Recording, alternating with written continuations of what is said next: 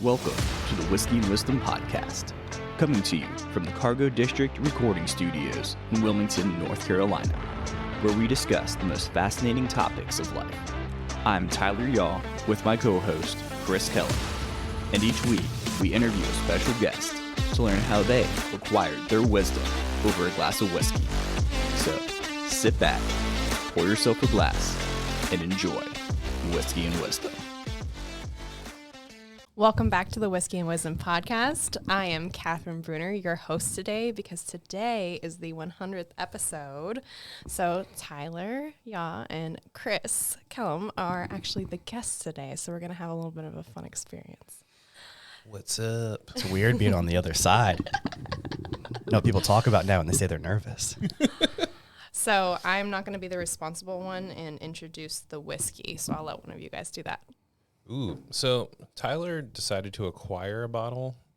Acquire? Legally. Okay, I was going to say, how did we acquire this? I actually bought it. I went to the distillery in Benson and bought it. Oh, see? So tell us about it. Yeah, so I went to Broad Slab Distillery, and it's near Benson, North Carolina. It's a pretty neat distillery. It's been in the family for a while, or the land has. And they started a distillery on there, started with all of the typical white liquors. And, of course, as most people know, it needs to be aged for a while to be a whiskey or to get that same barrel flavor in it. But what they did with this whiskey, it's actually called flue cured. So what they did is they... Wait, say that again? Flue cured. Good job. Yep. Flue kid. And what they did is they took a tobacco barn where you smoke all the tobacco in it, and they raised it up about the height of barrels that you would roll underneath, rolled the barrels underneath, and started smoking the tobacco. That's cool. So it got the age and its flavor from the smoke of the tobacco. Yeah, so pretty neat. See, I'm a wine person, so my brain immediately goes to like Barolo wine because it has that smokiness to it. Very interesting. We did find out earlier today that there's a difference between bourbon and bourbon whiskey. Yeah. What? So, yes. Okay. So, like, on the label, if it says bourbon, it just has to be aged, like, still the traditional, like, balances, percentages of whatnot, but it only has to be aged from the touch into a new barrel up to, like, 2 years. I feel like every time I hang out with you, Chris, I learn, like, new facts. Before we all started talking, he was talking about platypuses, and I'm gonna walk away and like go home and be like, hey, did you hear about this? Did you hear about this? Yes. So bourbon whiskey has to be at least 2 years. Got it. But if you just say bourbon, it could be technically less than 2 years, but still aged in a new American from here in America and aged in a new oak barrel. Gotcha. Well, Yeah. we want to try it? Yeah, let's see. Cheers. Cheers. Cheerio. Also, none of us made eye contact. There's a reason. It's very different than a typical whiskey, and I told Considering you. it's from Benson, it's actually a lot better than I was expecting. Right? I taste cinnamon. Oh, I get that a little bit. Now you just made a fireball. It did not taste like that until you said that. I think the spiciness on the back of it, yeah. Yeah. Interesting.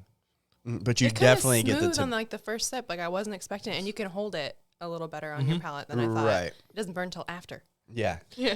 That was what I thought was really amazing about it, because it's a really young whiskey, and typically that burns really bad, and it's not like enjoyable to drink. But this actually goes on smooth, and then you kind of get that cinnamon like fire on the back. Sorry. I was just like, that's very intriguing flavor-wise. It smells like it's going to be burning, but Yeah. it didn't. I was flinching a little bit based off your face, but once I tried it, I was like, oh, no, it's actually good. Like, I might take a little more. I was being a baby. I see. We got plenty of it. Okay. All right. Well, as your host, I'm going to start the podcast off. So my first question for you guys, now that we're on the 100th episode, and Chris, I'm going to throw it to you first, is share one of your favorite or funniest moments that you've experienced in the last 100 episodes. That's a great one. Let's or see. Both. Like, yeah, that's it.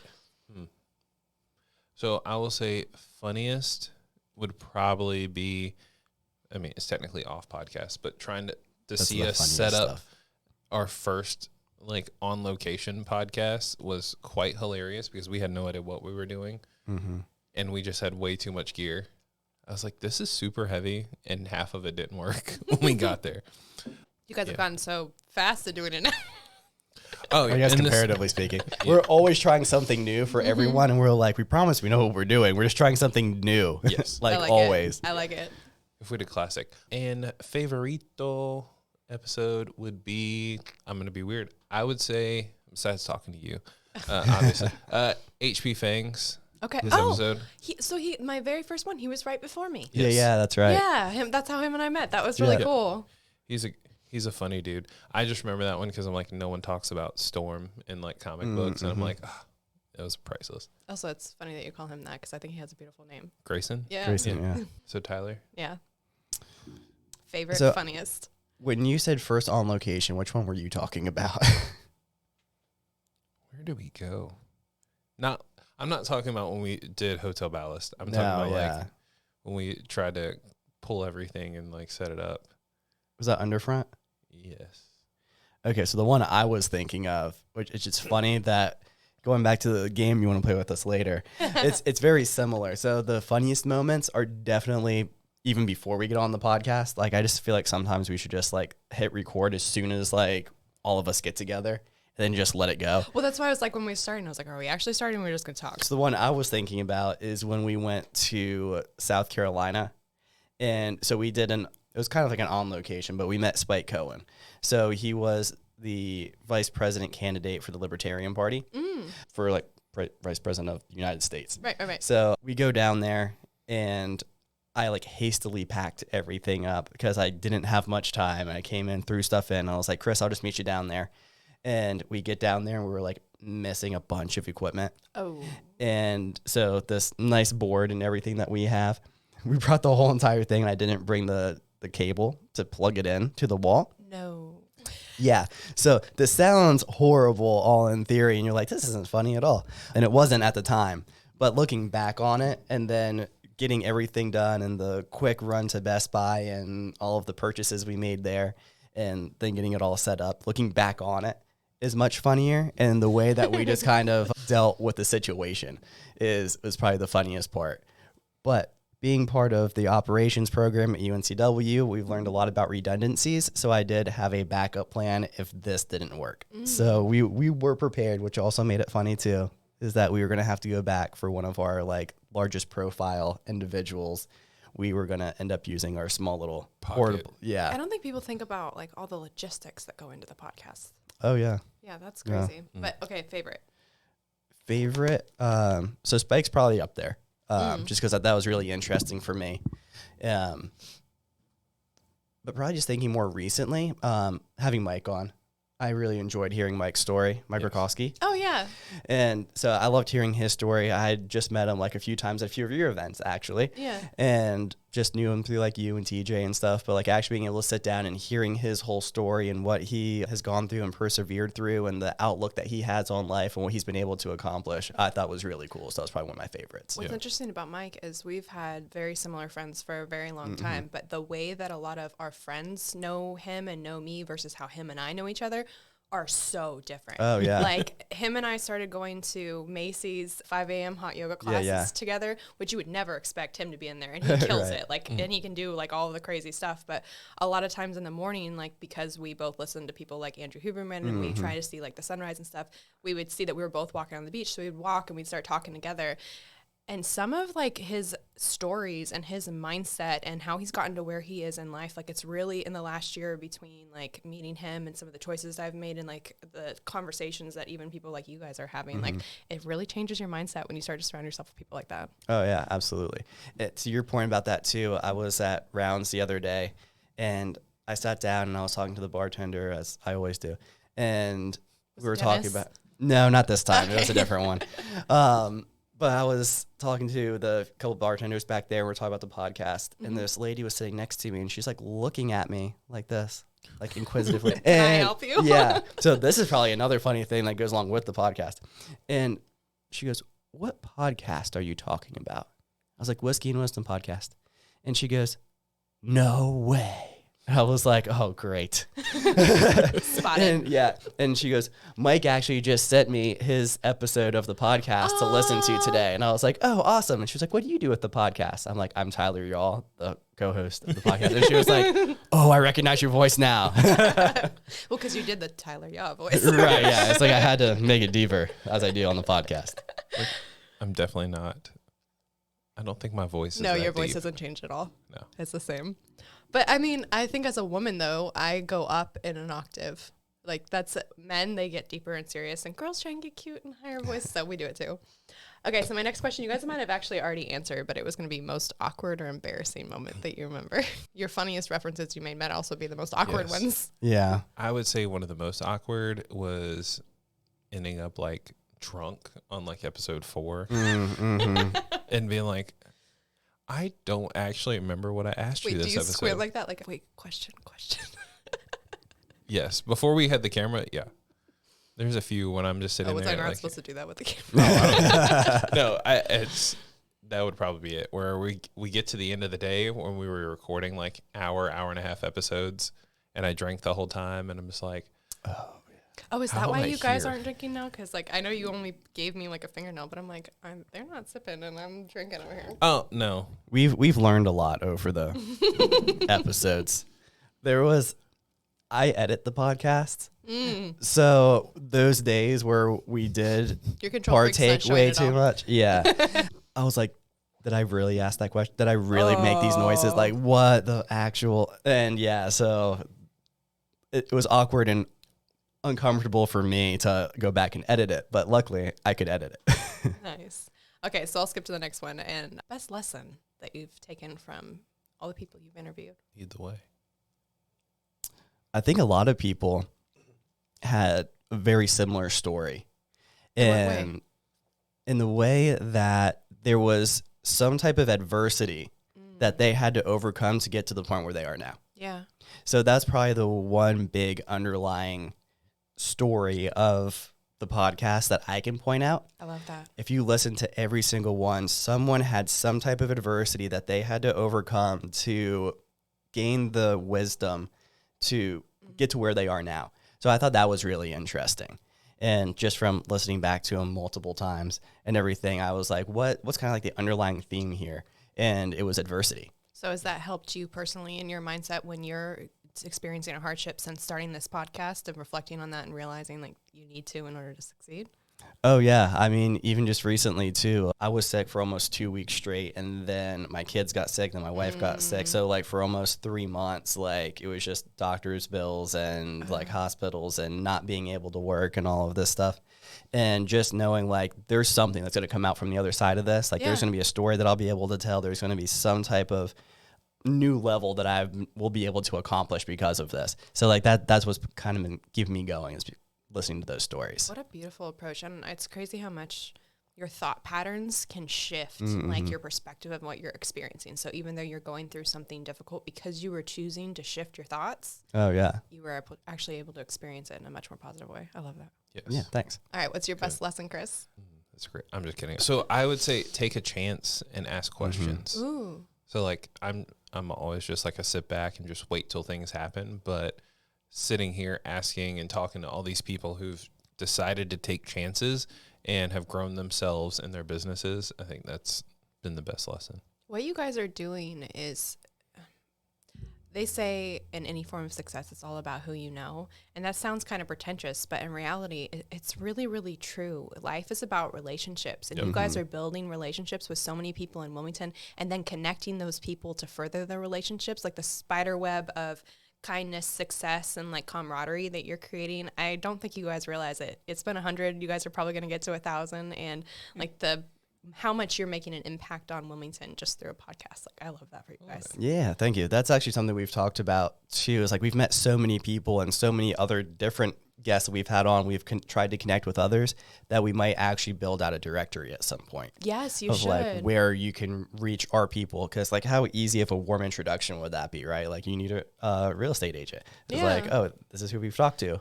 Like, Well, hey, I listened to you. Also, from a money standpoint, to make it lucrative, you could have us like pay in to do that because most of us probably Right. would. But I also liked the event that. Chris is like, yeah. Yeah.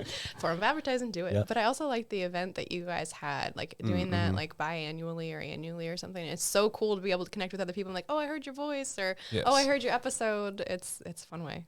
That is the goal, is to be biannually. Yeah. Yeah, we've had a few venues reach out to us too that want us to have the event at their venue. Yes. Yeah. So and- Azalea Station being one of them. So. Yeah, and it would be really cool for you guys to start it off or like during, like with a podcast, so we could all like sit in the audience and like see you guys like do it live, so that way the people that are listening later, the people that were there, and when they listen back, like they can feel more connected. Yes. That'd be cool. Yeah. That is a goal, is to do a smooth running live episode. Right. I think the lack of smoothness though makes like it more enjoyable to listen to, because the perfection is like meh, but when everybody's like, oh wow, he screwed that up, that's funny. Right. Oh, well, when we did the live one at Leland Brewing Company, like it sounded great for us, but on like the Facebook Live, no one could hear anything. So we're like, oh yeah, we got to figure out how to connect those together. So in all seriousness, when we first started, you were saying you know how it feels to be nervous to be on the other side. I'm watching Chris like fidget over there with this. Do you guys feel different because I'm asking you questions? Oh, he does that even This as is- a host. Okay, really? Yeah. Okay, gotcha. Yeah. I was like, am I making you nervous? Like how you always fidget? No, Okay. Yeah. I do this. I love It's better than me like toe tapping, because this table would just rattle, because my thighs are big enough to like actually just sit I on pulled this mine thing. too because it starts to like pull on your head. So like I pulled Oh, it up. yeah. So Yes. on my lap. And that's how I know. I'm like, oh, I'm comfortable. I'm just sitting here like playing with my thing. I love it. Yeah. I sure hope you're not. Yes. Thank you, Tyler. The eye contact there. I was like, I was like, well, I'm not gonna. I'm playing with the. So anyway, the wire. next- I was question feeling is- comfortable, not anymore. I know right. we're close, Chris. Oh gosh, is that why you guys want to be on the same side of the table? Not anymore. And your face is super red. So best book. Best book takeaway you've gotten from recommendations of what people have listened to on the show. I know you don't read a lot, Chris, but I feel like since you've been on this, you've probably been referred so many books that at some point you probably started to. Oh no, I read a lot. I just Just not don't. the nonfiction. Yes, Yeah. I don't Okay, read like okay. the self-help books, Gotcha. which is probably what I should read more of. Yeah. But I just like distracting myself with like nonfiction or with fiction silliness all the time. Let's see. And we can come back to that one if you can't think of it right away. Is it The $1 Million Dad? What's the name of I his think book? you're Rich Rich Dad, Dad, Poor Dad. Poor Thank Dad? you. Yeah, I was Yeah. like, you're putting two books together. Yeah. I am. Because I started listening to that on audiobook, and I was like, it has a good. I'm just not. I'm not an audiobook person. Yeah. Mhm. I was like, Millionaire Next Door, Rich Dad. Oh, Right, yeah. I was See? like, which one was he talking about? Yeah, I was yeah, like, yeah. okay, I think, yeah. But a lot of people have suggested that one, and it's a good. It's like, huh, from what I've seen and the amount of people who've suggested it, I'm like, that's a good one. Yeah. like It's it. very actionable too. Like it gives you some ideas to like actually put in practice. I'm not sure. I can't remember of one that I like picked up right away to start reading. Yeah. But one that I revisited that I'd read years ago, and I was like, you know what, everyone's talking about this again. I should reread it. Is Atomic Habits. I still haven't read that. It's pretty good. Okay, and you've read Yeah. it twice? Mm-hmm. Now I have. I like Yeah. it. Interesting. Atomic Habits is good. I learned a lot from it the first time, Yeah. and I put a lot of those things in practice. And then the second time reading it, I was like, oh, these are some things that I've missed that can kind of help get through some of the problems that I was having with the Yeah. habits I was trying to create. So, I yeah. do that with a lot of things. Like, there's certain books where I notice if I'm lacking in a certain aspect of my life, I'm like, okay, I need to circle back to this. And like, Right. especially for me for motivation, because I feel like a lot of people don't realize that motivation is inconsistent, but discipline is always consistent. Right. That I always go back to Tim Grover because his first book, Relentless, he'll just yell at you in a Yep. way where like you get so motivated that you have no excuses left after you read a chapter of his book. Yep, exactly. You're like, I need to do this. Okay, so more fun question. Mm-hmm. Best whiskey. So the question is, best whiskey on the podcast or the best whiskey we've had over the past 2 years? It's your podcast. You can answer however you like. So, because I am bougie, because of my wife, I will say. Wait, did you Google this already? Or are you just on your phone? Oh yeah, no. I was looking up the whiskey I had. How'd you know that was going to be the question? I have the. Oh, you did look. He- okay. yeah, he he pulled finally it up. opened it while Yeah. we're sitting here. Yeah, I say prepped. Well, Sometimes. I mean, you get prepped, but yeah. Yes. There you So 2 choices. Three. I like the Elijah Craig like small batch. Okay. That's what I have back here. I did a like apple cinnamon immersion version just because I like theirs. But whiskey I drink favorite is going to be double oaked from Woodford Reserve. Okay. That's my favorite on the podcast. HB Fangs episode. I can get on a regular basis. Oh, so that was his favorite for multiple reasons. I love it. Right. Well, I mean, there's others we've had that I'm like, ooh, I really like. I still love Bear Proof, but I'm not going to Montana ever. That's a damn good one. Yeah. Your face, you're like, ooh. Yeah, I forgot about that. But the Macallan Rare Cask that we had, well, that I had at the Starling, whew, that was well worth it. I like it. All right, Tyler, what about you? I still always go back to, it's behind me over It's here. over Yeah. here. I'll reach back and grab it. Don't fall. High West Burrey is definitely my favorite. Okay. Just I love really how you're like Vanna rye. Whiting the bottle for us know, right right? now. But also it's one of Chris's favorites as well. Yeah, see, exactly. If we're doing that, I mean, you got the other one back there. I'm going to steal a little on the left. No, she wants the Kentucky Owl. Yeah. You know. You already know. It's been a while since we. So that's your favorite, like all-time favorite?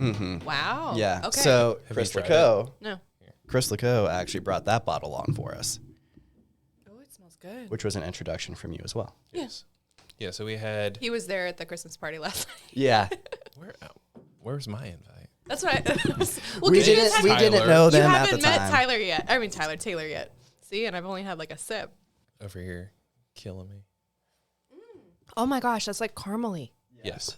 Okay, so my favorite used to be this Kentucky Owl Confiscated, but then I tried batch 10. I know, yeah. Oh my Is that gosh. still a Kentucky Owl? No, Yes. is it? Yeah. Oh, It's, okay. yes, but it's the batch 10 of the Kentucky Owl has a very similar platform to that, to where it has like the caramely like. What so color good. is it? It's very similar. No. The label. Oh, the label. I didn't see the bottle. It was just poured for me. I don't remember. Well, so I'm a The visual new person. one that came out is blue, and I heard it tastes very similar to that one. Maybe, but it was really good. So I've tried batch 9, batch 10, and that one, and batch 10 was I think for me it was the caramel like flavor to it. Right. But now that I've tried that, that's actually really good too. Yeah. Okay, well, since we're drinking, I think I'm going to skip forward to the game so that way you guys are a little more buzzed as I ask the other questions. Works for me. Let's roll. Okay, so we're going to do a word association. I'm going to say a word, and then each of you are going to write down the first thing that comes to mind. And then we're going to guess, you're going to guess what Tyler said, and you're going to guess what Chris said. And if you're wrong, you got to drink. Yeah, Tyler's over here slacking. not coming Unprepared. You're lecturing Chris about being prepared. Oh, you're going to go old school. You could use your phone. He doesn't have that. Oh, he could type it. He doesn't have to write it. Notes in your phone. He doesn't understand that concept. Oh, or is that your phone? No, that's the backup. Oh, okay. Gotcha. Okay, you guys ready? Pen and paper. The first word is just because it's something weird, and I felt like Chris would like it. Oh, great. Okay, so the first word, peanut butter. I don't know where he's going with this. Go ahead. Like I said, Am I just putting in any random word? the first word that Okay. comes to mind. Okay. Also, make sure he can't see it so he doesn't get you drunk and stays over there sober. All right. All right, second word is blue shark. I'm actually going to laugh if you guys verbatim get each other's 5 answers. It's going to show how not well you gonna know each other. No, it won't. Okay, third is Andy Forcellus, because we always talk about. Did you say who? I said, ooh. Oh, I think you said ooh. I was like, oh, this is going to be fun. All right, number 4 is comic. I'm trying to play to both sides here. And number 5 is whiskey and wisdom. I like that last one.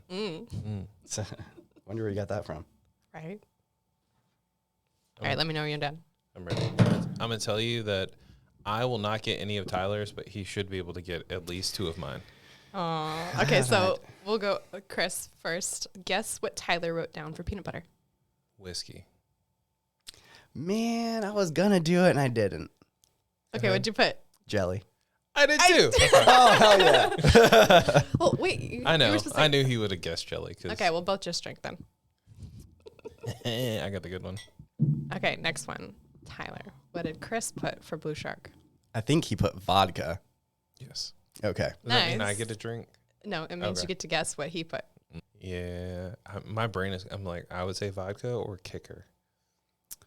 That's what I thought one of you would do. So Connor Barth That's what I was was a thinking, Connor- kicker. Connor Yeah, so Barth, I yeah. put Connor's name. Yeah, okay, Oh, that's, okay. Yeah. So I thought one of you would put Connor Barth. That's funny. All right. So now you got to drink. This is gonna be fun. Okay, so Chris, this is easy. What did Tyler put for Andy Frisella's? I can guess this. I'm probably gonna get this wrong. I'm gonna throw my drink. I at was you. gonna say like, this is the Will, easy wait, one. is this because I get everyone's name? I have horrible name association. That's what my issue is. Did you put 10x? Oh my gosh. No. 75 hard. Yep. Oh. Drink. He's gonna be on the floor for your next episode. Right.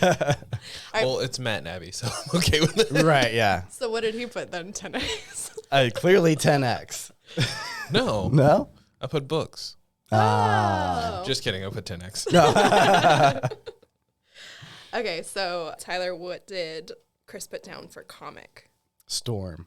There you go. Yes, you guys know each other pretty well. This is cute. Well, I also gave the answer earlier. I was gonna say Yeah. Luckily we played this out pretty well. You do. I still would have guessed though. Yeah, true. She's actually not even my favorite X-Men. Oh yeah. I didn't know that Storm was an X-Men. Yes.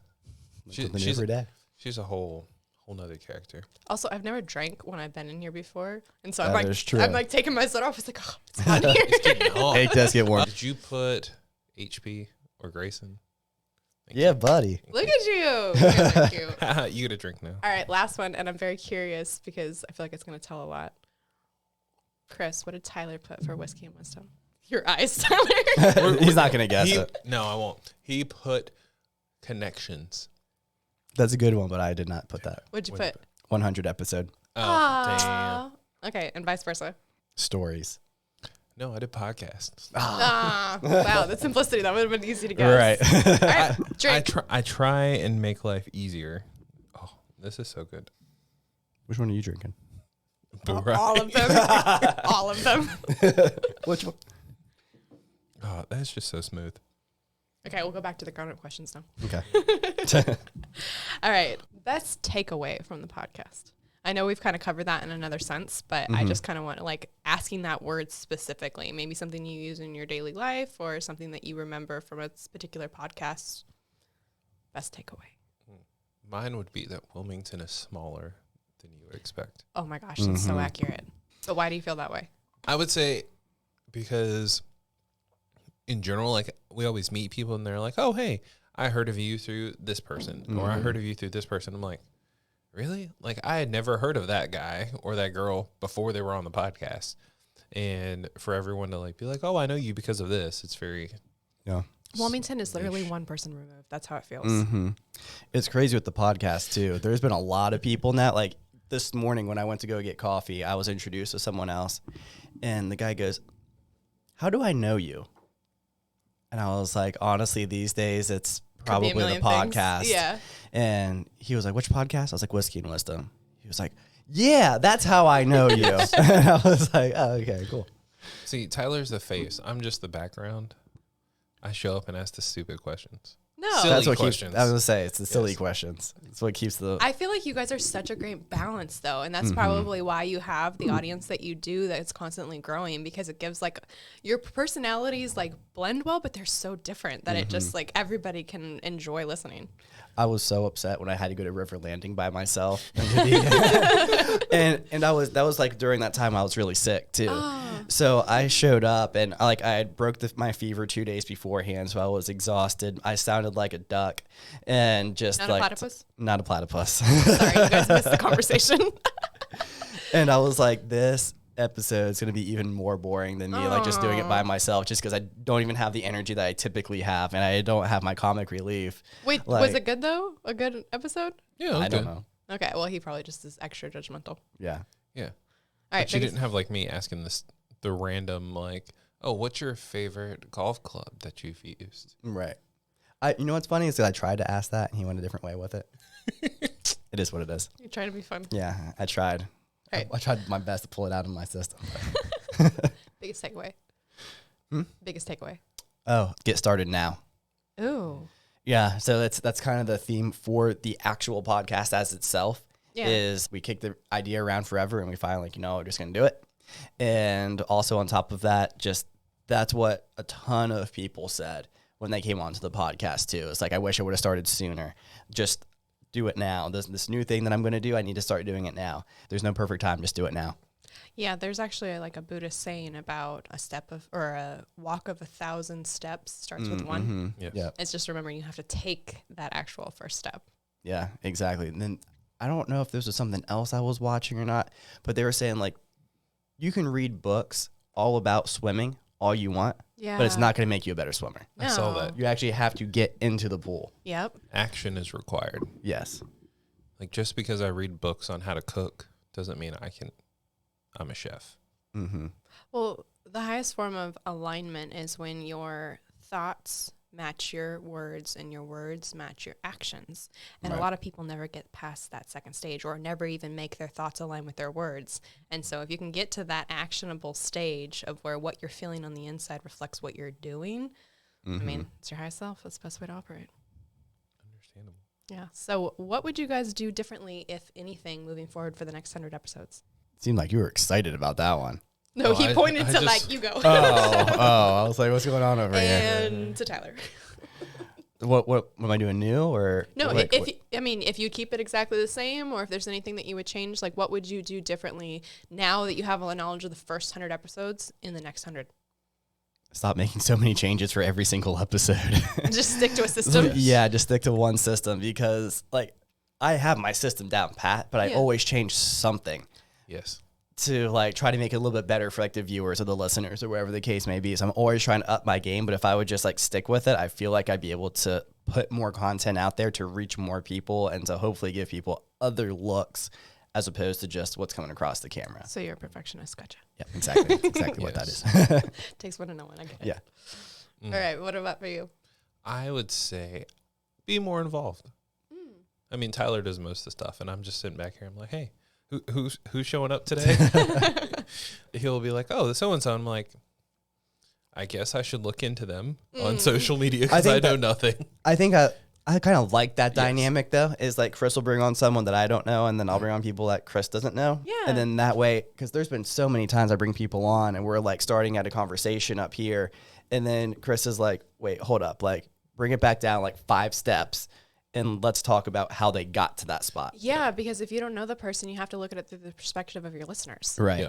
That's actually really smart. Yeah. So that was, at first it wasn't planned, but then we realized it worked really well. So now it's a little bit more planned in that aspect. Well, I think it actually helped for the first time that I was on the podcast because you and I were friends, Right. but it was my first time meeting Chris, and he kept like circling us back, like, "Hey, you guys, like, what are we talking about?" Right.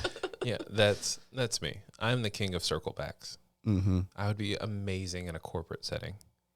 Like, hey, let's circle back to this. Oh, I love that. I was thinking more of how people are always just like squirrel, and instead on the podcast, like Chris. Right.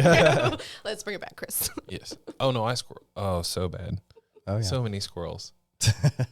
So for this podcast, we've talked about relationships. We've talked about self-help books and things that you've started doing differently. We've talked about how you've changed your perspective in your home life through realizing people go through adversity. And so my biggest question is, since this was a dream idea to the first step to now the 100 episodes, what has changed for you mentally, physically, personally, financially, like however you want to present that, and like the transformation that you've seen in yourself from episode 1 to 100? I would say changed in general, like my mentality has shifted. I know I've grown a lot, like in my thought processes from meeting people who are just above my current situation. I totally agree that like in order to get to that floor, to that level, you need to find somebody and figure out how they got there Yeah. and either match what they did or do the smart thing and figure out a shortcut. Not illegal, but Okay, so I'm going to further on that question Yeah. for you, Chris, is what have you started doing differently now that your mindset has shifted? How have you like actionably seen yourself change? so I've actually become more laid back. Wait, what? That was possible? Yeah. Well, no, in general, like I accept that a lot of people don't know everything from like learning, talking to everybody. So like, I understand that I'm on a certain level at my job. that I got here from doing different actions and focusing on a niche, and not everybody's at that level. So like it's made me like be more laid back and understand like, okay, I understand you're great at what you're currently doing, but you're not at this level. So I have to like chill and not get mad at people for not understanding. Wait, so you super serious in your business life? No. Okay. I was like, wait, because I feel like you would be this approachable in every environment. No. So I still have that slight military mentality of, why are you a dumbass? Right. to a lot of things in life. And like, it frustrated me and it like drove my mental like really low, because I'm like, people are just so stupid, or Especially they're just super today. or they're just super rude. And I'm like, you gotta take a step back and be like, hey, you know, they're just not to this level because they haven't learned what you've learned, or they just haven't like put in the work to get where you're at. So like taking, like for me to look and be like, okay, so if I want to get there, I would want that whoever I'm minding myself or like trying to be like, I would want them to look at me and have a little bit more like patience for me to learn to get to that level. So I should have it for the people. I noticed just now that my mouth was open and I closed it because I was so like mesmerized by what you were saying, because I realized initially when you started explaining yourself, I was like, oh wow, great, he got a filter, like that's so responsible. But as you elaborated, no, it's that you found compassion. That's beautiful. A filter, I don't know. But like most people, when you hear somebody explain something like that, you take it from a first layer perspective, and the first layer perspective of that was a filter. But no, as you started like elaborating and watching the expression on your face, no, it was truly that you found compassion. That's pretty beautiful. I try sometimes. All right, so what's changed for you when you can take it in any direction you want? I think I took it more like, it's almost like a consistent 75 hard. Ooh. In the fact that there's a lot that goes into it. So you have to be well scheduled and well planned. So if you're not well scheduled and well planned for 75 hard, you're going to fail on 75 hard. And if you're not well scheduled and well planned for this, you're not going to hit every single week. And that's one thing that I was super proud that we were able to do is we've done 100 weeks in a row. 100 weeks in a row, there's been an episode. Wow. So yeah, we haven't missed 1 week yet since we started. Dang. Yeah. Despite me being the person who's, oh, you should quit 75 hard. I'm like, we should take a break. Like we can take a week off. Yeah, in all reality, Tyler, you really should take a break. But that's pretty cool that you've done that. Yeah, and there's been times where we'll like have to throw something together real quick, but we do our best to make it work. And I do it more so just for consistency, because I know the number one reason why people fail at podcasting is because they don't have consistency. Yeah. And I'm very much one, like if I get off the rails a little bit, it's real easy for me to start kind of wobbling too much. So I know if I take 1 week off, I'd be like, oh, I took this week off a couple months ago. Maybe I can take another week off. Excuses, I don't really feel like editing this podcast right now, and I'll just push it out next week, or I'll do it on a Thursday. So it's more consistency. Well, I love that you made that parallel to 75 hard with the consistency, because for me, for 75 hard, my biggest takeaway was actually that discipline was like a form of self-love. So I wonder if for you, if even when you're not doing that program, but now having the podcast and having that sense of accountability with yourself, has it made your relationship with yourself better? Because every week for the last 100 weeks, you've been accountable. Oh yeah. I love that. Yeah. And it's because like I already have to show up for my clients every day. Right. So like that's already something I'm doing. I have to show up for my wife and kids every day. I have the podcast. So like in order for all of that to work, you need to have like a strict disciplined schedule. So now that everything else is in alignment, I'm like, okay, now I know I have this time to work out. I have this time to read. I have this time for the podcast, this time for family, this time for work. And it's really helped me kind of even streamline it a little bit more. So some people might hear that like organization and be like, oh my God, that sounds so boring. That is the best form of mental health ever. Like a lot of anxiety, depression, all that stuff comes from like a spiraling and like not having like a sense of self. And you, by having that organization, you're literally creating it for every aspect of your life. Oh yeah. So talking about 10X, there's actually this, there's Grant Cardone started working with with a doctor, Gary Brecka. Okay. And so he has this thing called 10X Health. Yeah. And I took you can actually find out like what gene mutations you have and how does that affect your mind and body. Right. And so I took that, come to find out I have a COMT gene mutation, which basically says your brain is going to be running 100 miles a minute. There's always going to be chaos in it. So if there's chaos around you, your brain is going to like lose it. So the more order I can have in my life, the cleaner my brain is in order to actually show up. So if there is a lot of chaos in my life, my brain just goes off the rails and I can't show up. Well, that was one of the things that I've never watched like Tony Robbins' performance or anything like that, but I heard of Tony Robbins' thing that I heard that when he does like his 4 days, that it's the equivalent when he's on stage of running 2 marathons. And that like he has to be so disciplined in like what he puts in his body and what he eats and how he operates in order to survive running like 2 marathons when really all he's doing is on stage. So like it's interesting to see like how your brain works versus, you know, Chris and I sitting here and how our brains work, that you're probably burning more calories and like doing so much more just by sitting there because of your thought patterns. Yeah. So I love that. I should do Feels like I run a marathon some days where I don't leave my office, but Also, I wanted to talk about your kids earlier because you were saying a thing about your kids. Tyler thought that I kidnapped his kids a little while back. What? I was showing property to his wife's family, and I didn't want Jennifer to have to like get the kids out of the car and wake the kids up and then like go bring them inside. So I opened the door for her and I went and sat in the car. And his son was sleeping, but his daughter was sitting in the back. She was like a little MacGyver. She took her sunglasses apart, and she had all of her, like her banana sitting like between her legs in her little car seat. And she was using the like lens or like the arm of the sunglasses to cut it to eat her. And so I take this little video on my phone and I send it to both Jennifer and Tyler. He was like, "Why do you have my kids? Do you not have kids? No. Do you want kids?" Do you? No, I don't have kids. All right, we're going to pause here real quick. So future podcast goals, like biggest dream, magic wand, anything that this could be in the future. What does that look like for each of you? Mine would say a dual studio where I can be like middle episode. You know what? We snap our finger and then we're just like posted up in like a different setup. And we're just like chilling and you're like, welcome to the new studio. But in reality, like my goal would be to have a true mobile setup so we could like do like more virtual or travel podcast. Because now we just kind of like put everything in a bag and pray it doesn't break. Yeah. So for your listeners that want to support you, how can we make that real? Ooh, you know, you can either start your own podcast and use the Cargo District Studios, or just Venmo Tyler. We have a buy me a coffee in our link tree that's on Instagram. So what would you need to actually acquire to be able to do the mobile stuff that you want?